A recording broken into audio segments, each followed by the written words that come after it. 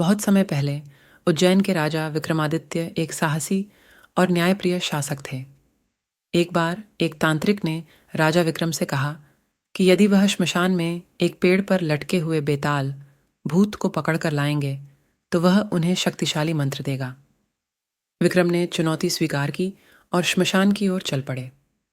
श्मशान में विक्रम ने बेताल को पकड़ लिया और उसे अपनी पीठ पर डालकर चलने लगे। रास्ते में बेताल ने विक्रम को एक कहानी सुनाने का प्रस्ताव दिया, लेकिन एक शर्त रखी।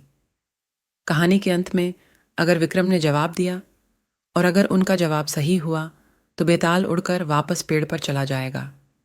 अगर विक्रम चुप रहे तो बेताल उनके साथ रहेगा। बेताल ने कहानी शुरू की। एक नगर में वीरवर नाम का राजा राज्य करता था। उसकी रानी बहुत सुंदर और बुद्धिमान थी। एक दिन राजा जंगल में शिकार पर गया और रास्ता भटक गया। जंगल में उसकी मुलाकात एक तपस्वी से हुई जिसने राजा को आश्रय दिया। तपस्वी ने राजा को बताया कि वह वर्षों से तपस्या कर रहा है और अब उसे भगवान शिव से वरदान प्राप्त हुआ है। उसने राजा को वरदान देने की पेशकश की। राजा वीरवर ने सोचा कि वह क्या मांगे। तभी तपस्वी ने कहा, राजन, आप बहुत अच्छे राजा हैं। मैं आपको यह वरदान दूंगा कि आपके राज्य में कोई भी भूखा नहीं रहेगा और सभी खुशहाल होंगे। राजा ने तपस्वी की बात मानी और वरदान प्राप्त किया। राजा वापस अपने राज्य लौट आया और सब कुछ सामान्य हो गया। लेकिन कुछ समय बाद राजा को पता चला कि उसके राज्य में अचानक से बहुत सारी संपत्ति और अनाज आ गया है। सभी लोग खुशहाल हो गए थे और कोई भी भूखा नहीं था।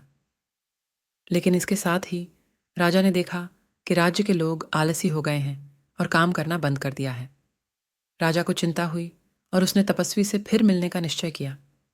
तपस्वी ने राजा की बात सुनी और कहा, राजन, मैंने आपको वरदान दिया था, लेकिन अब आपको इस वरदान का सही उपयोग करना सीखना होगा। आपको लोगों को समझाना होगा कि मेहनत ही सच्ची संपत्ति है और बिना मेहनत के जीवन में संतोष नहीं मिलता। राजा ने तपस्वी की सलाह मानी और अपने राज्य में यह संदेश फैलाया।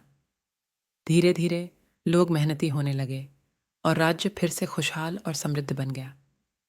बेताल ने विक्रम से पूछा, राजन, बताइए कि राजा वीरवर ने जो निर्णय लिया वह सही था या नहीं? क्या उसे तपस्वी का वरदान लेना चाहिए था? राजा विक्रम ने उत्तर दिया, हाँ, राजा वीरवर ने सही निर्णय लिया। वरदान ने उसे एक महत्वपूर्ण सीखने का अवसर दिया और उसने अपने लोगों को सही मार्ग पर चलना सिखाया। जैसे ही विक्रम ने सही उत्तर दिया, बेताल तुरंत उड़कर वापस पेड़ पर चला गया। विक्रम को फिर से बेताल को पकड़ना पड़ा और अगली कहानी सुनने के लिए तैयार रहना पड़ा। इस प्रकार विक्रम और बेताल की कहानियाँ ज्ञान, बुद्धिमत्ता और नैतिकता की शिक्षा देती हैं।